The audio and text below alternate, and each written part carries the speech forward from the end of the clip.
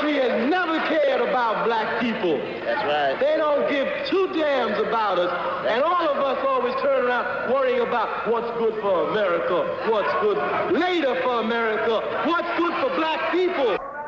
Now, know what they're going to say, not guilty, because no one saw them pull the trigger? I'm tired of that. Don't bow down anymore. Hold your heads up. We want our freedom now. I don't want to have to go to another memorial. I'm tired of funerals. Tired of it. Got to stand up. We must also realize that the problems of racial injustice and economic injustice cannot be solved without a radical redistribution of political and economic power. If you can't do for yourself what the white man is doing for himself, don't say you're equal with the white man. That's right. If you can't set up a factory like he sets up a factory, don't talk that old equality talk. Depression, repression, yeah, layoff, hunger, and poverty, stricken everywhere. So much killing, stealing, and dying going on.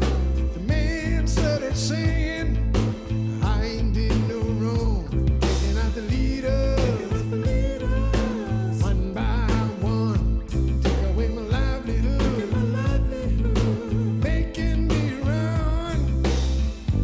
All this killing and misgiving, when is it going to end? Any black leader with charisma was a target of the government's COINTELPRO program. And that's stated in their own objectives of the program. Who are you? You don't know. Don't tell me Negro, that's nothing. What were you before the white man named you a Negro? And where were you? And what did you have? What was yours? What language did you speak then? What was your name? It couldn't have been Smith or Jones or Bunch or Powell. That wasn't your name. They don't have those kind of names where you and I came from. No, what was your name? And why don't you now know what your name was then? Where did it go? Where did you lose it? Who took it? And how did he take it?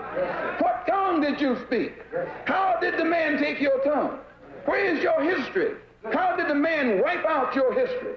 How did the man, what did the man do to make you as dumb as you are right now?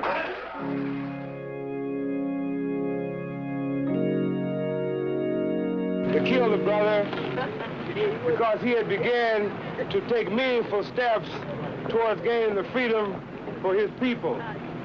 He was taking steps to internationalize the black man's struggle and to take it to the United Nations, to take it diplomatically to the other countries around the world so that meaningful pressure could be brought to bear on the United States government and to force them to let his people go. We can't prove for sure that the FBI COINTELPRO program or an agent of the FBI actually killed Malcolm X. They were certainly trying to reach that end. They were articulating that goal, and they were taking steps in furtherance of that, trying to cause that exact same thing to happen which happened. So we can step back from it and say, regardless of their success, whether they were the ones who pulled the trigger, this gives us an idea of what their intent was, what they were willing to do, what their political viewpoint was, and what ends and what unconstitutional and violent ends they were willing to adopt and use in order to reach their goal, which was to destroy progressive movements. Today I want to say to the people of America and the nations of the world that we are not about to turn around. Yes, sir. We are on the move now. Yes, sir. Yes, we are on the move, and no wave of racism can stop us. Yes, sir. The burning of our churches will not deter us. Yes, sir. The bombing of our homes will not dissuade us. Yes, sir. The beating and killing of our clergymen and young people will not divert us. Yes, sir. The wanton release of their known murderers will not discourage us. We're on the move now. Yes, sir.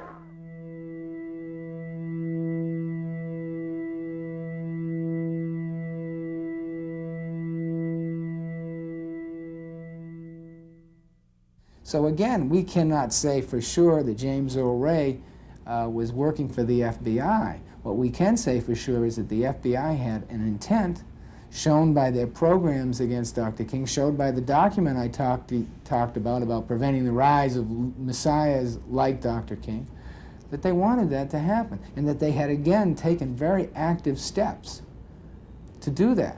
So then when Dr. King is killed a month after this document comes out, and after all of the attempts to get him to discredit him and to disrupt his organization, and in fact to have him do physical violence to himself and have others do physical violence to him, I mean, it becomes almost irrelevant whether they pulled the trigger or not.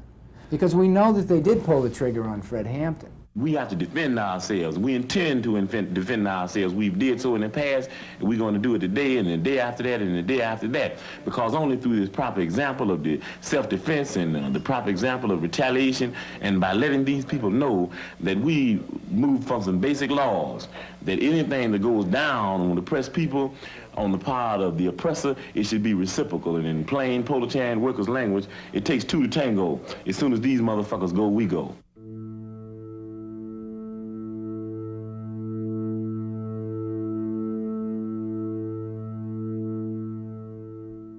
Fred Hampton was only 20 years old, but he had the ability to really move people, to speak in a way that got people going, that effectively seemed to energize them.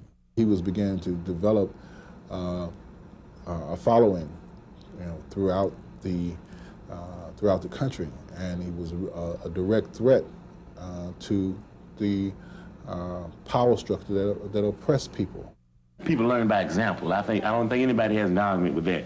I think that when Huey P. Newton said that people learn basically by observation and participation, I think that everybody caught on to that. So what we're saying very simply is that if they learn by observation and participation, that we need to do more acting than we need to do writing. And I think the Black Panther Party is doing that. That we didn't talk about a Breakfast for Children program, we've got one. We're not going to tell you how many kids we intend to feed in Chicago. We're feeding 3,000 to 4,000 every week already, and I don't know how many all around the country. We're not talking about beginning to think about treating people free when they need medical services. We're opening a free health clinic in the city of Chicago in less than 3 weeks. These are the type of examples that people can relate to.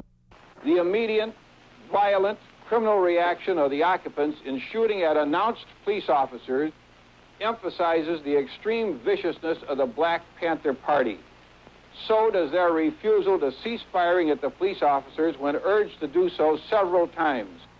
Ed Hanrahan, who was the political heir apparent of Mayor Daley, wanted to take credit for having killed this Black Panther leader.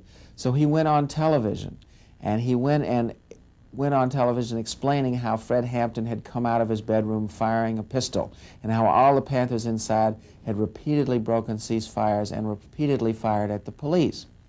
The problem is when you fire a bullet, two things happen. You have a shell that comes from your gun, and you have a bullet that comes out the other end. When the evidence was all gathered, it turned out that all the shells that were found in the apartment came from police weapons, with the possible exception of one. All the bullet holes, the directions of those bullet holes, were all coming inside from outside. That is, showed that they were fired by the police. So that all of the evidence that Hanrahan said, all the evidence that was gathered proved that it was the police who fired, not the Panthers. Hanrahan went even further and actually pointed to places on the back door, which he said were evidence in pictures that the Panthers fired. The press themselves, when they looked closely at these pictures and returned to the scene, discovered that these were in fact nail heads and weren't bullet holes at all. The federal government at first appeared to be coming in and do a neutral investigation. And what the federal government did find, of course, was that it was the police and not the Panthers who had fired. Well, under their cover, though, the federal government, under the cover of appearing neutral, the federal government hid their own role, which was that it was their informant who had gotten a floor plan of the apartment, and their informant had given their floor plan to Ed Hanrahan's raiders. I was supposed to have been one of the murdered Panthers, okay? However, my plans changed that evening, and the informant, William O'Neill, was unaware of the change in plans that I had made. So my plans had changed, and I was not in the apartment. Oh, I was in the apartment early, but I left the apartment. And so I wasn't there. So they went to Plan 2 in order to get rid of me. They raided my apartment the next morning on December 5th, shot my door down, and they thought that I was in the apartment. There had been a systematic effort by the FBI in Chicago and nationally to destroy the Panthers. Previously, the FBI in Chicago had sent a letter to the head of the El Rukns, Jeff Fort, telling him the Panthers were trying to assassinate him. Didn't he want to take some action to prevent that? They had deliberately attempted to provoke things between the Panthers and other groups and attempted to discredit the Panthers publicly. They didn't have to kill every leader. All they had to do was kill one of the most important and up-and-coming and messianic leaders who was doing what Fred Hampton was doing, to send the message to all those young folks, whether they be black or white or Latin or whatever, who wanted to get involved in the struggle, that these are this is the game that you're getting involved in. We'll kill you in your bed. I think during different periods the government uses different tactics, you know, and sometimes their methods will be to publicly discredit groups, to jail people. We saw that sometimes with regard to the Wobblies. They actually did kill people. We saw with regard to the Communist Party, they frequently would jail people or attempt to ruin their reputations. I think with regard to the black movement in particular, the escalation of the government's attacks was very clear. And I think assassination, setting people up for internecine rivalries which could lead to deaths, I think the government has shown a willingness to use any form of violence that it felt was necessary. What are we fighting for? The love of freedom cause, and we've got to win. Depression, in the air. Depression, everywhere. Depression, in the air. The FBI itself, its structure, was one which was never, of course, happy with the struggle. The fact that Martin Luther King was, phones were tapped, and the problems that J. Edgar Hoover gave him was clear. We only put King out. We expected it from us in SNCC, but certainly King was not a flaming revolutionary calling for the destruction of America. He was a reformist, trying to, in fact, improve America, and was good for the image of America. Within the FBI, who viewed itself as the vanguard of fighting, you know, communism and so forth, they were always afraid that civil rights and the thrust for voting rights and so forth was, quote, a communist plot. You take Martin Luther King, that is being led by communists all over this great country, feels that he has the key to the White House. He has the telephone call to the White House that can get anything he wanted. I spoke for the white people. The white people rallied behind it, and we kicked the living hell out of the niggers, sent the out-of-town niggers to the hospital and out of the state, put back to their own hometowns where they ought to have been, and the niggers in St. Augustine got quiet and went back over to Nigger Town where they belong. Our feeling was that the FBI agent from the South was indistinguishable from his community. The FBI had to work with the local law enforcements. That was their task. So it was clear here, first of all, they have comradeship from being in the same type of job, law enforcement agencies, and they were comrades from being in the South there together, not having too much work, joking together, and probably had social life together. And since the local police were the enemies, were our enemies, and the FBI was supposed to be our allies, it meant an automatic split between them, which never occurred. Well, I've just gotten through a couple of weeks ago with a 45 or 46-day battle of Ingram Park, I call it. That's the park there in Birmingham where we stopped Martin Luther King. And I mean, ladies and gentlemen, we had that nigger whipped. FBI in the South, rather than stopping Klan violence, would in fact allow it to happen. Mr. Schwartz. But that was the problem with the Birmingham Police Department. What about the FBI? Did you ever discuss with them why they didn't do anything? Mr. Rowe. Yes, sir. I was told by the FBI. They said, well, who the hell are we going to report it to? The police department was involved in it. The police department helped set it up. We are an investigating agency, not an enforcement agency. All we do is gather information. This was my answer. Mr. Schwartz. Mr. Rowe, were you an informant in the Klan? Mr. Rowe. Yes, I was. Schwartz. From when to when? Rowe. From approximately 1959 to 1965. Schwartz. In 1965, did you surface in connection with the murder case? Rowe. Yes, I did. Schwartz. Whose murder and what role did you play in that case? Rowe. I was in the automobile the evening that Mrs. Viola Louiso was killed by a Klansman. At the high point of FBI involvement with the Klan, 1 out of 4 Klansmen was an FBI agent. So a lot, if not all, of Ku Klux Klan policy and actions were being directed by or acquiesced in by the FBI.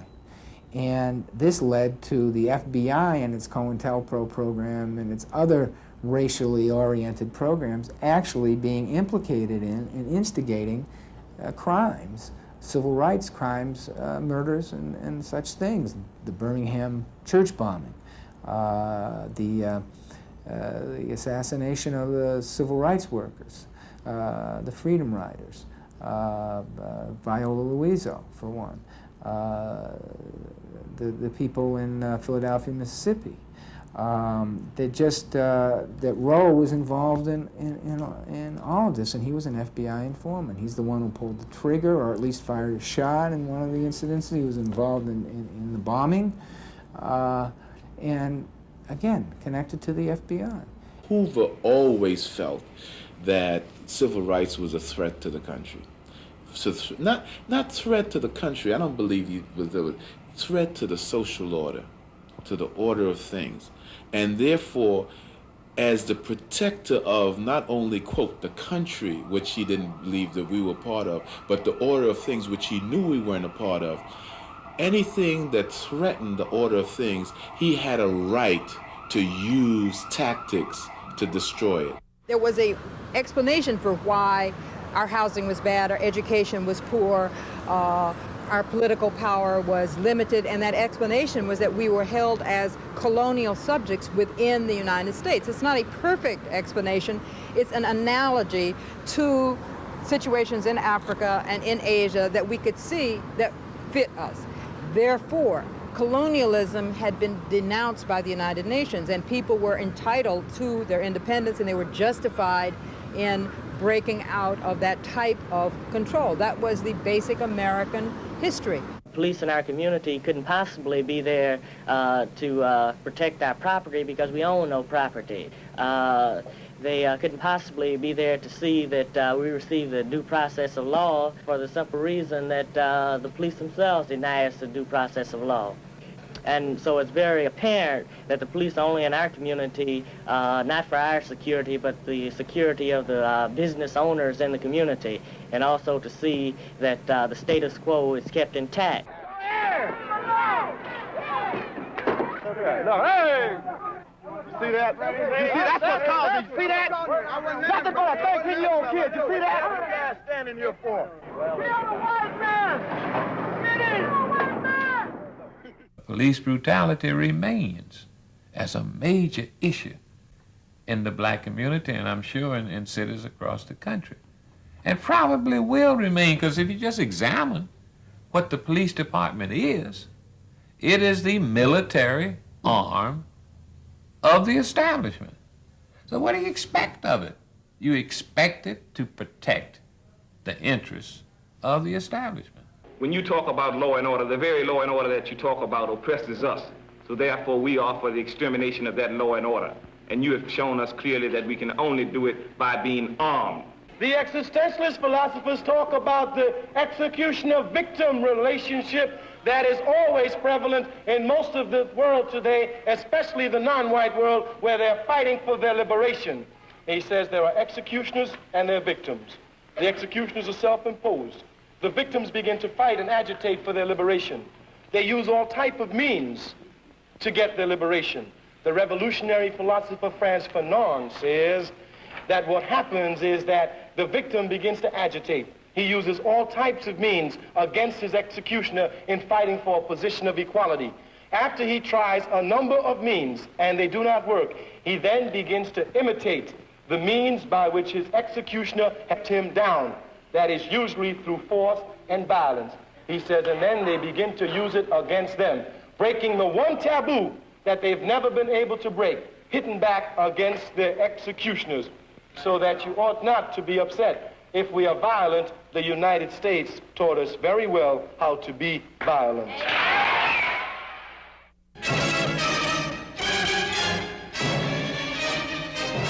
4 days of rioting, looting, and arson rocked the city of Detroit in the worst outbreak of urban racial violence this year. Entire blocks of homes become infernos. At least 36 are killed, more than 2,000 injured, and damage topped the $500 million mark. Governor Romney declares a state of emergency, requests federal troops and 5,000 paratroopers reinforce the National Guard, state and city police. The city's industry and business are severely affected, and a tight curfew is ordered in the Motor Center. A besieged city of guerrilla warfare. Sniper groups use day and night hit-and-run tactics before tanks move in to curb their window and rooftop barrage. Wreckage is everywhere.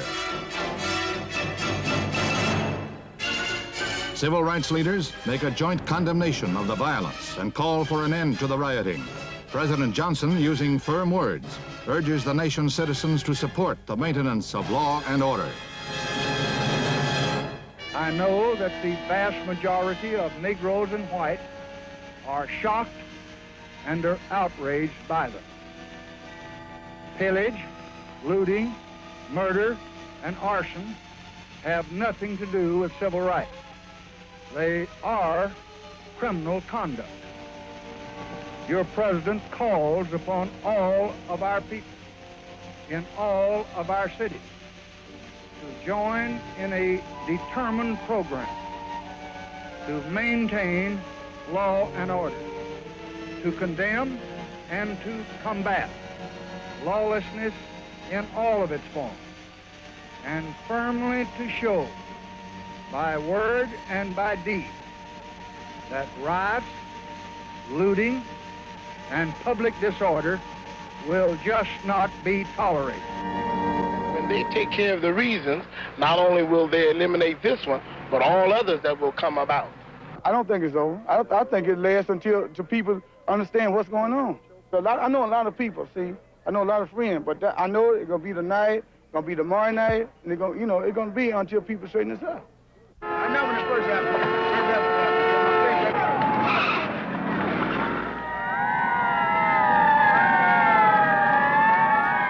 When black people began to rebel, and you call it riots, we understand that those are not riots, those are rebellions. People are rebelling because of conditions and not because of individuals.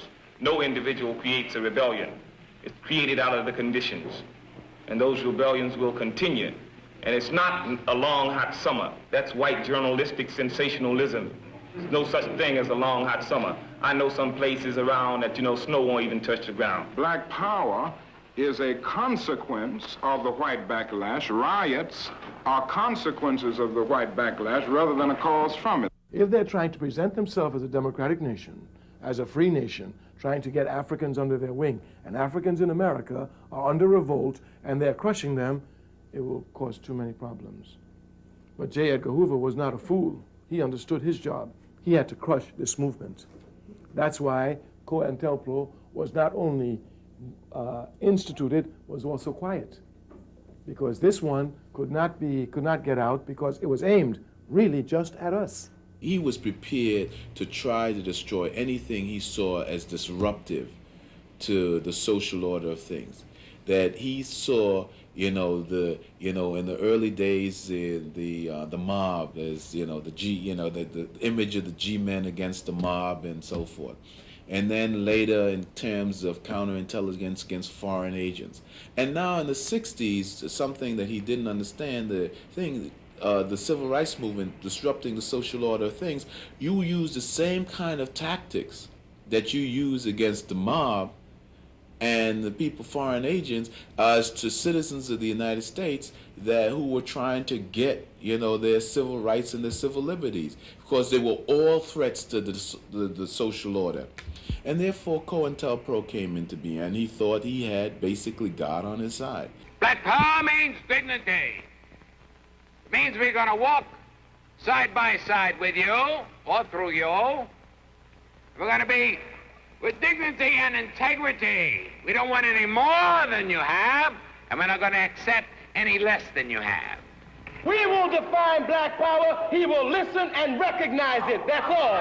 That's all. We are now moving from a mere civil rights movement into a movement to gain political power to help deliver on the promises of civil rights. And the combination of the two words, black and power, was a little bit too much for white America to handle.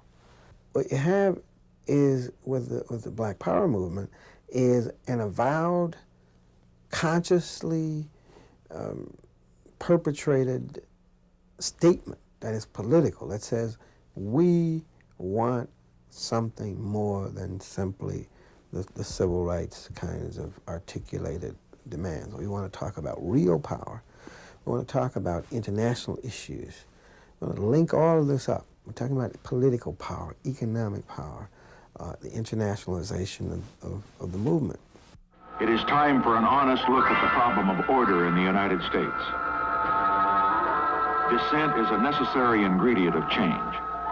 But in a system of government that provides for peaceful change, there is no cause that justifies resort to violence. Let us recognize that the first civil right of every American is to be free from domestic violence.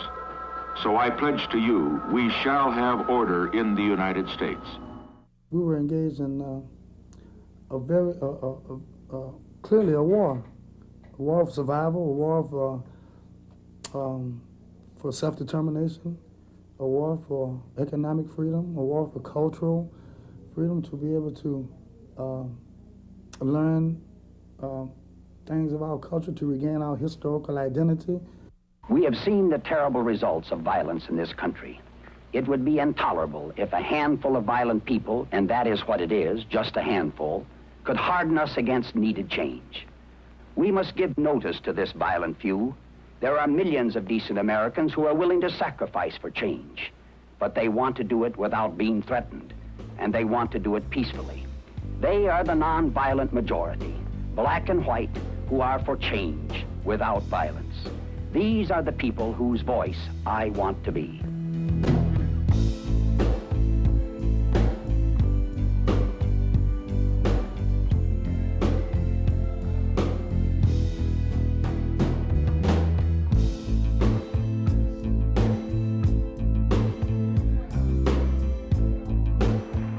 The question of whether or not violence is going to be used is not a question for the black community. It's a question for white America. Because white America is the one who's used violence. For 400 years, we have been the recipients of violence. We have never lynched, we have never shot, we've never burnt a church, we've never beaten people, we've never taken them to jail. That is the question for white America. The real question is, can she civilize herself before we get ready to civilize her? So this particular time in Chicago, I'm going down 55th on Prairie, and I see the helicopter. I get out the car and I'm looking, and some other people were looking too. And I look down and I see the cops. They were all burly white cops. This is like in the ghetto area. And they own this young brother who's on the ground. And I noticed some other people around. But it's hard even to recall all that because my mind began to really, it was like the whole thing changed. I saw Vietnam, I saw Bong San, Pleiku, Khantoum, all of these places I had been at, Bamba Tui, July, Coochie or whatever. And they all began to like metamorphosize almost in my mind. And I heard the cop talk in terms of detainees. And then later on in Los Angeles and then in New York, I heard that again. They had begun to even use the language. And so that brought home a lot of reality to me in identifying the brother on the ground with the Vietnamese or the Viet Cong on it, in which we had just got through doing that too. And the helicopters, almost the identical thing, but now we were the VC. In America, black people are treated very much as the Vietnamese people or any other colonized people because we're brutalized. The police in our community occupy our area, our community, as a foreign troop occupies territory. And we're just not concerned about the Vietnam War per se. We are concerned about the survival of black people in this country, and that we cannot survive if we go fight some yellow man in Vietnam who ain't never called us nigger.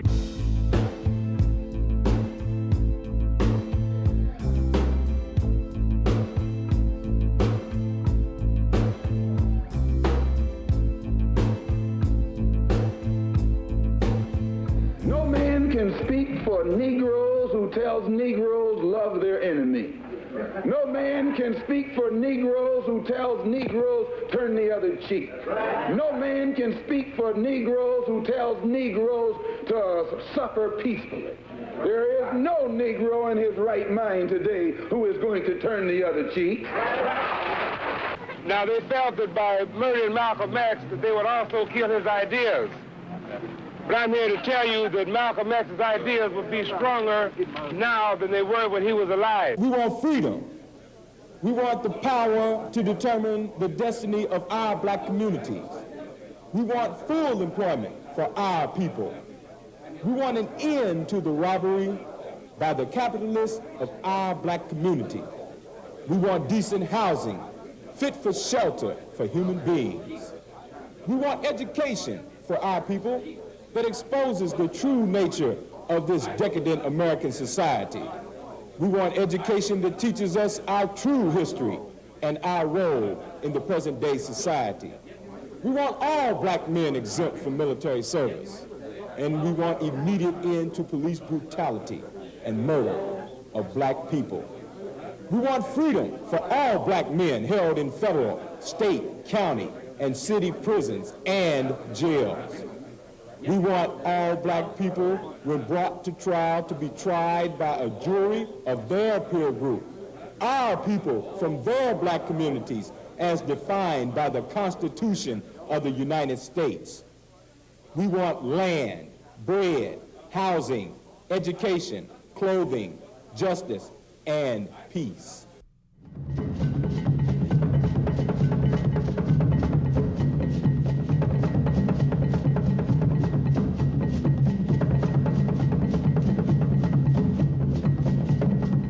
I think because the Panthers captured the imagination and the energy of young black people in the cities, I think that they represented a real possibility or potential for community control. I think that the government had, we saw the riots that occurred after Martin Luther King was assassinated in 1968, and I think this government saw that within its own population there was a potential for a real rebellion. And I think the fact that the Panthers, the idea that the Panthers might lead such a rebellion and was a real threat, particularly when the United States was trying to wage a war in Vietnam and trying to use black soldiers, by and large, to wage the war. They wanted to dismiss us as being a street gang. Well, we certainly were not a street gang. The threat was that we were a group of young people who were committed to organize into a political power base the poor and oppressed people throughout this country. When you live in a class society, the upper classes, they're in constant fear of what they call the lower classes. The Panthers wanted to explode the myth of the docile black who would turn the other cheek and say, no, we won't turn the other cheek. As a matter of fact, if you try to shoot me, I'm going to shoot back, and if you got your gun, I got mine, and so therefore, if you wanted to aggress upon me, then whereas I'm not a natural and an aggressor, that I would defend myself to the hilt, and that's what we were attempting to do. Well, actually, the Black Panther Party in total was a very American phenomenon. It was very similar analytically to the Minutemen, historically, a group of local citizens who rose up to defend their community against aggression, which is what the Black Panther Party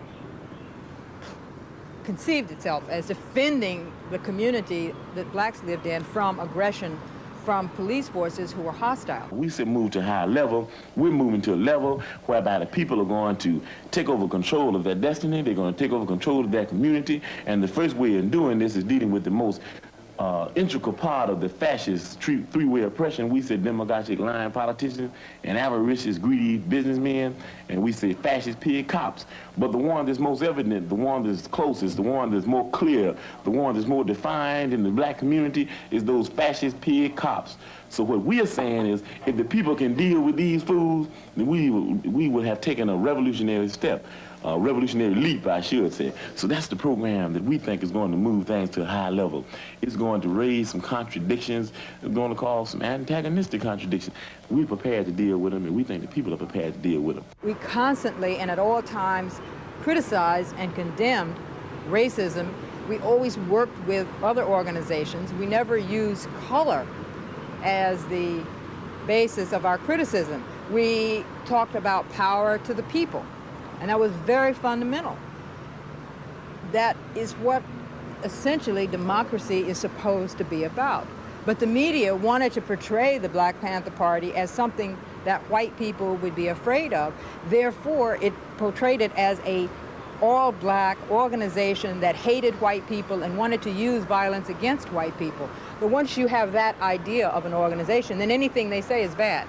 And anything that can be done to them is okay. Well, you see, the media has played its traditional role. The white-owned, white-controlled media has played its traditional role back then and today.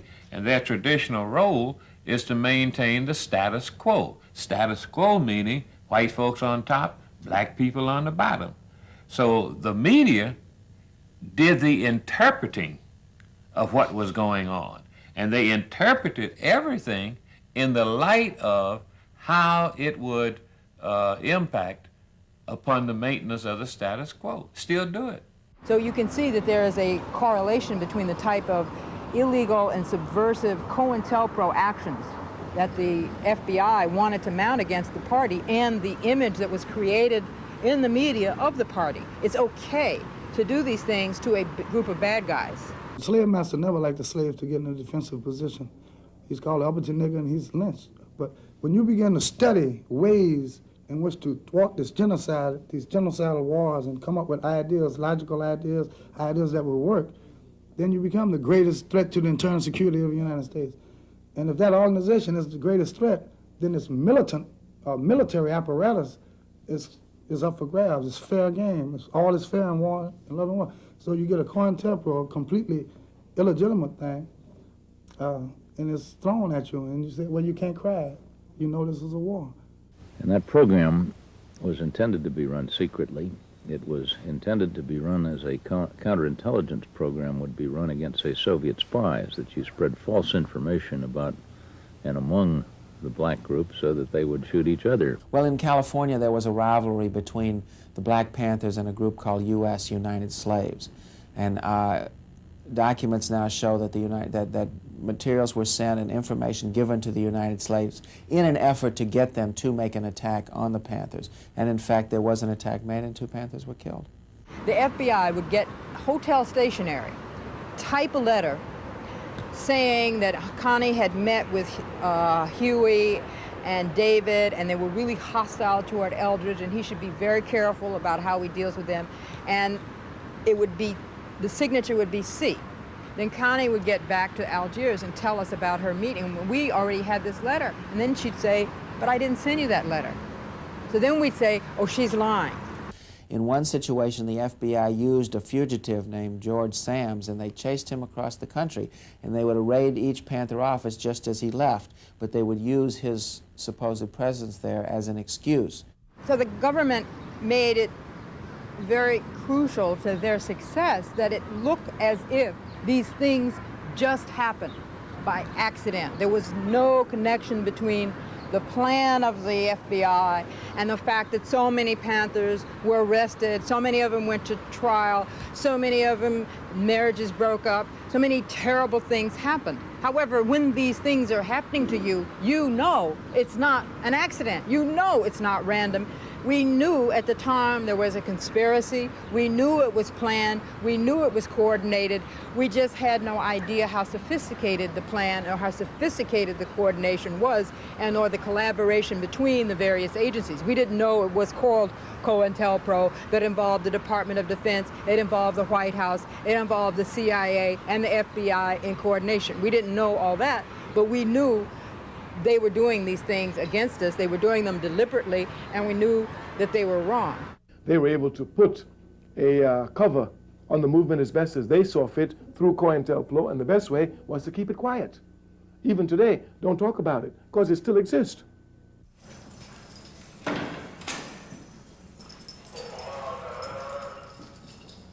And what happened, it just went like this. No political, no politics. Next thing I know, I'm convicted of murder. They knew that they had this unsolved murder, and what we were told was that if in fact Pratt was not convicted in the shootout trial, which in fact he wasn't, then they had to come up with something else. They weren't going to let him out of jail. And like I said, I hadn't thought much of it because I was charged with the Tate LeBlanc murders before Charles Manson was charged with them. You know, because they had off the pig on the wall in blood.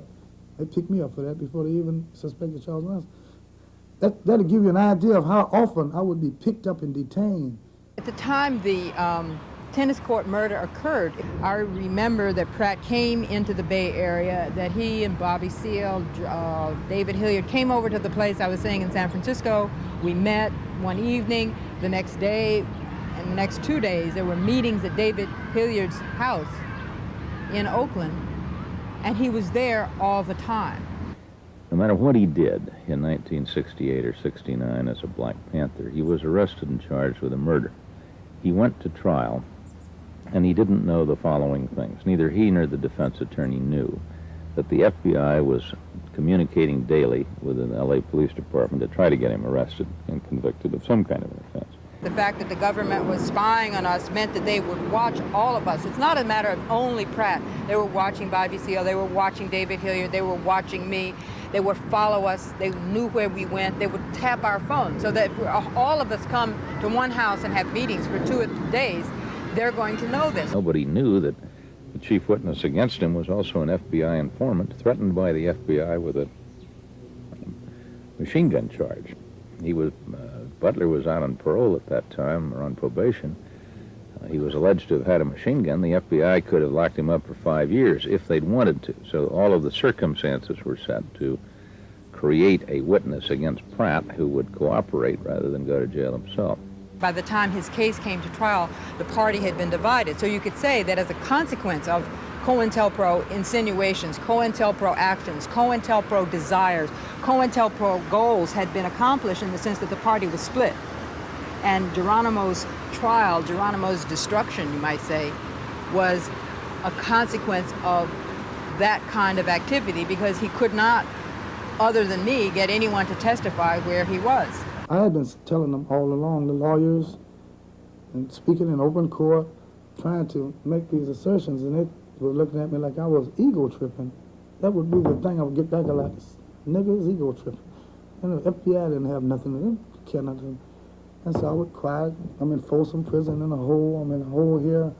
The communication weren't that good. So I tried the best I could. I wrote different people and to try to expose what I knew, and I knew was FBI involvement. Pratt didn't know that one of the witnesses had identified somebody else as the murderer a year earlier against him. That didn't come out.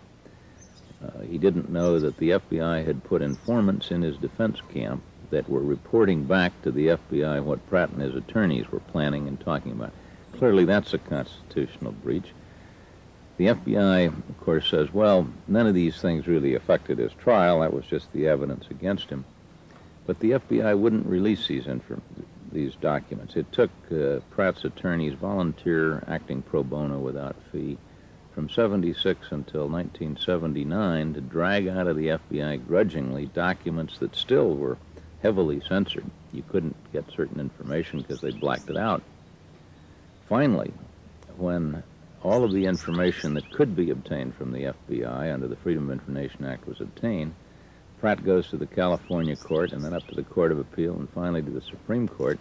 And during that process, in 79 and 1980, the FBI said to the state authorities, well, we're telling you all about COINTELPRO and everything we can find, but deliberately kept from the California Attorney General and the court the information that one of their own agents thought Pratt had been framed by the FBI in 1972. So it's a very political situation, very political, and it should have never been really handled. The courts are not equipped to handle a case of this magnitude. It should have been handled on an international level, you know, and this is where we've been petitioning more and more and more. In fact, I was invited to speak in Geneva representing political prisoners in this country just last month. But there are difficulties with that, you know, that it should be handled on an international, broader level where people can understand, because you're like asking Jesse James to adjudicate what his brother Frank James did. It's not easy.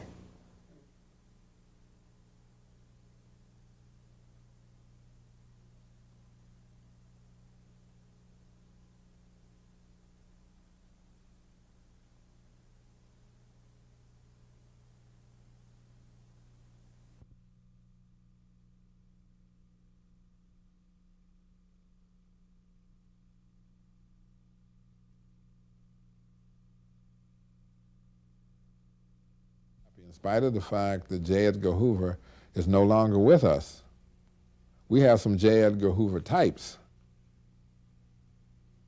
and they do what they can to make sure that the opportunity for self-expression is denied. And the fact of the matter is that in America, like in every other society, that it's prepared to tolerate injustice in order to maintain the social order. This is American justice. That's right. This is American democracy. And those of you who are familiar with it know that in America, democracy is hypocrisy. Now, if I'm wrong, put me in jail. But if you can't prove that a democracy is not hypocrisy, then don't put your hands on me. Democracy is hypocrisy.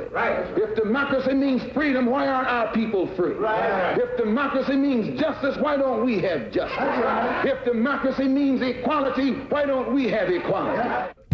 Depression, repression,